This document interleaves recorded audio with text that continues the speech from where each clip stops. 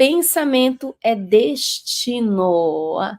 Gente, recentemente postei lá no meu canal do YouTube um vídeo falando sobre essa questão do destino. Será que destino existe? Fiz até uma postagem também no Instagram falando sobre destino. Sempre que a gente toca nesse assunto, tem muita confusão mental. As pessoas, será que existe destino? Não existe? Eu crio minha própria sorte? Como fica com a criação? O que é destino? Então, eu gosto muito do que a Escola dos Deuses explica sobre esse conceito de destino, que não é fatalismo, que o pensamento cria o nosso destino. O livro A Escola dos Deuses. Eu amo esse livro. Ele não é um livro de leitura fácil, é um livro bastante disruptivo e ele já começa sendo bem provocativo na capa dele, justamente para espantar quem não está pronto para o conteúdo que ele tem para oferecer, para as falas poderosas do Dreamer. Então, os conceitos desse livro aqui, ele já começa espantando as pessoas, ó, pela capa dele, que parece uma loucura total, uma confusão maluca total, mas quando você realmente entende os conceitos desse livro, você começa a amar esse livro, cada página. Você começa a amar o conceito, os conceitos que o Dreamer traz para a gente. E na nossa aula de hoje nós vamos estudar sobre a questão do destino. Será que existe destino? Então ele vai falar um pouco sobre programação mental, determinando o nosso destino, que a programação mental ela resulta os nossos pensamentos. Nossos pensamentos nascem da nossa programação mental. Mas quando você, consciência desperta, como ele diz aqui, o que é a iluminação, segundo a Escola dos Deuses? A iluminação é esse despertar da consciência, é o despertar do Deus interno que existe dentro de nós. Porque ele diz que nós somos deuses em estado de amnésia. Esquecemos que criamos a nossa própria sorte e nos entregamos, adormecemos no piloto automático das programações e condicionamentos mentais. E se você quiser realmente ser livre e realmente criar o seu próprio destino, você precisa ser forte, combater a sua programação para que você faça escolhas livre da influência dessa programação. Tá? O Caibalion também fala sobre isso, inclusive essa é uma das aulas que a gente vai ter extras aqui, acrescentando na Escola do Alquimista, falando também que é muito congruente com o que o livro Escola dos Deuses traz para a gente, ok? Lembrando que essa aula vai ficar gravada, quem não puder assistir ao vivo, não tem problema, assiste depois gravada, mas é legal, né, ter essa sensação de exclusividade, de que você recebeu o link secreto no seu e-mail, e só quem é aluno e tem esse link vai poder assistir essa aula ao vivo, tá? Então, vamos lá, antes de mais nada, sem mais delongas, página 68.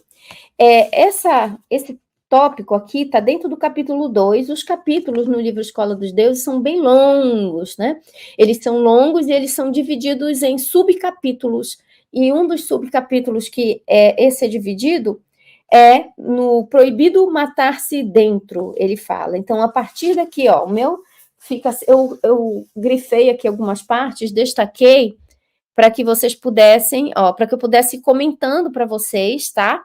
Então, começa aqui nessa página, Proibido Matar-se Dentro. Mas, se você está lendo o livro, você vai ver que é no capítulo 2, que fala sobre a escola de Lupélios. Então, vamos lá, galera. Ninguém está falando nada sobre o som. Se o som estiver ruim, me fala, que a gente já corrige agora, porque eu vou começar a entregar o conteúdo para vocês. Quem tem o livro pode acompanhar a página 62, lá no início, Proibido Matar-se Dentro. E quem não tem, não se preocupa, pega papel e caneta e vai anotando tópicos principais que eu vou falando aqui, tá bom, gente? Então, vamos lá. Página 68, Proibido Matar-se Dentro.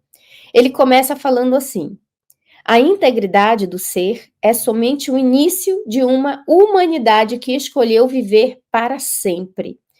Então, quando ele... aqui nessa parte do livro, Hélio Deana, o contexto da história. Hélio Deana, que vocês sabem que é o autor, e também o personagem que é ensinado pelo Dreamer. O Dreamer representando, significando o eu superior dele. Ele não fala com exatidão o que o Dreamer é, mas ele fala que o Dreamer é o verdadeiro eu de Hélio Deana. Só que não é só do Hélio. lá na frente do livro você vai ver que todos nós temos um dreamer dentro de nós. Todos nós temos essa centelha divina, essa consciência maior, um eu superior, que a parte de nós que não adormeceu, que não esqueceu ser um Deus. E a parte, o eu maior, que é representado pelo Dreamer, aqui no enredo do livro, ensina o eu menor, representado pelo próprio autor, Elideana, onde ele expõe as suas próprias fraquezas, ele expõe fatos da sua vida, até muito íntimos, para que ajude a gente a compreender como que o Dreamer dentro dele foi ensinando ele. Sempre que o Dreamer aparece, é numa aura de muito mistério.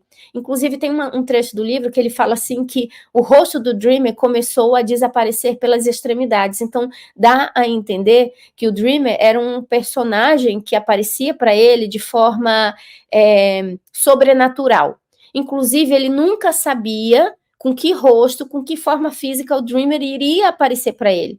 Em vários momentos, ele ficava olhando e procurando o Dreamer na multidão, em um local que o Dreamer havia marcado com ele. O Dreamer falava assim, ó, daqui a 3 meses, no país tal, no mercado tal, dava o endereço para ele e o horário, eu vou aparecer para você de novo. E enquanto isso, você vai praticando aquilo que eu for passando para você. Então, quando ele chegava nesse local, ele ficava olhando entre os rostos para tentar entender quem era o Dreamer.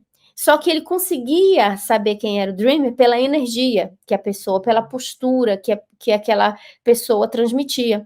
Então, o Dreamer apareceu para ele em vários países diferentes.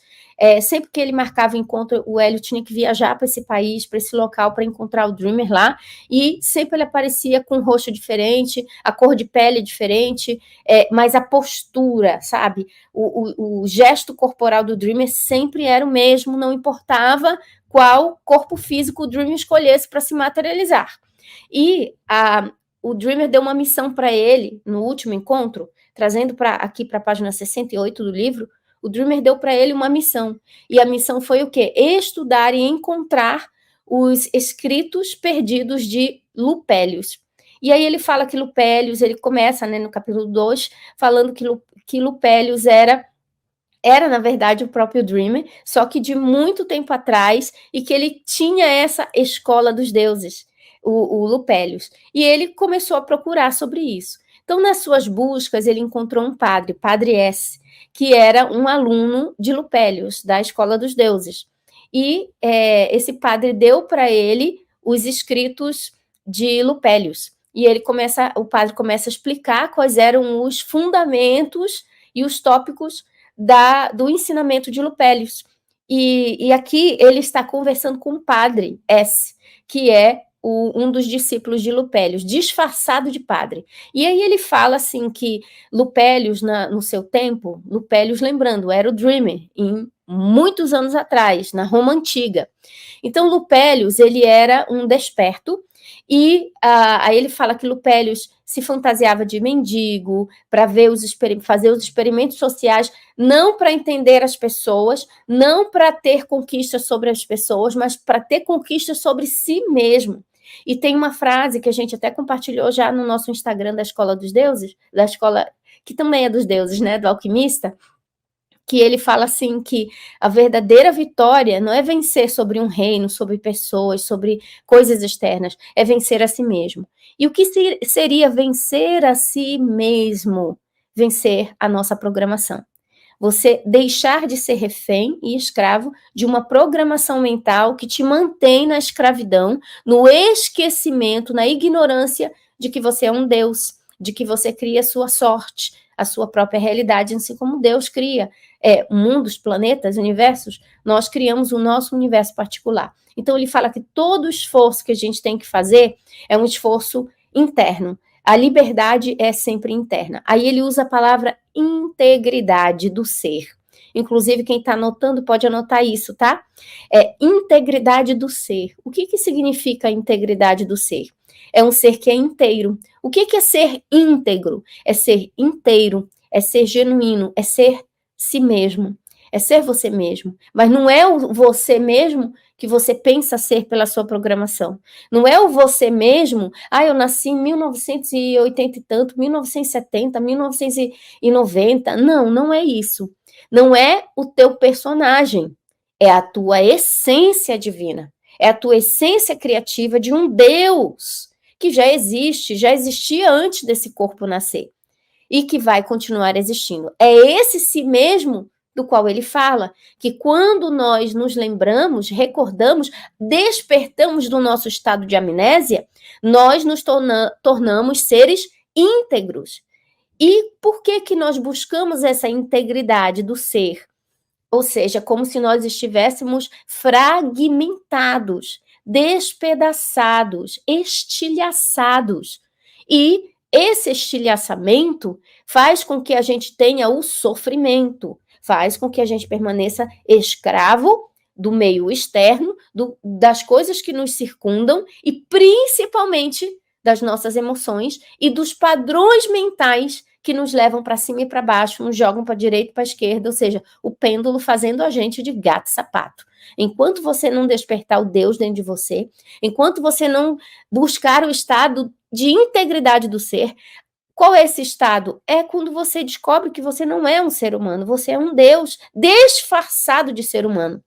E aí, esses pedaços começam... Sabe aquela sensação de quando você percebe que mais uma pecinha do quebra-cabeça você encontrou? E você se sente completo, uma sensação de completude, uma ficha que caiu, um fragmento que se uniu e que você não é mais um ser quebrado. Você está se tornando um ser inteiro. E essa completude é o desejo e o anseio de todos os seres humanos. A maioria não sabe que está procurando isso. E pensa que a sua completude virá do meio externo, das coisas, mas o mundo é nossa criação, segundo o Dreamer. Ele fala que na Escola dos Deuses tudo é uma projeção, tudo é resultado dos nossos estados de ser, o que combina muito com o que Neville Goddard fala no livro O Despertar da Consciência e nas palestras de Neville em geral, que ele diz que o mundo é o reflexo do teu estado de ser. Então, quer mudar o mundo? Mude o teu estado de ser, mude internamente e o mundo mudará. As coisas à sua volta vão ter que entrar em congruência com o estado de ser que você está carregando dentro de si. Isso é a integridade. Então, ele já começa aqui na página 68, fazendo uma citação, o Padre S faz uma citação dos manuscritos de Lupélius. Lembrando que Lupélius é o Dreamer, encarnado há muitos anos atrás, um ser que despertou. Então, a integridade do ser é somente o início de uma humanidade que escolheu viver para sempre. Então, ele fala da morte, né? Esse livro fala muito da morte. Ele fala até que o dormir é um treino para a morte. E ele fala assim que a morte não é inevitável. Porque, na verdade, o ser que somos nunca morre. E essa sensação, essa ideia de que, poxa, morreu, acabou, fulano acabou, que saudade, isso não é real. E ele fala que quando o Deus dentro de nós desperta, a gente consegue realmente perceber que ninguém morre, que a morte é realmente uma ilusão. Então ele fala assim, a humanidade escolheu a integridade do ser, ou seja, quer viver para sempre, não quer mais passar pelo sofrimento, pela morte. Aí ele fala ainda, semelhante atrai semelhante. Morte atrai morte e não pode abater quem é conectado à vida. Gente, esse trecho aqui maravilhoso.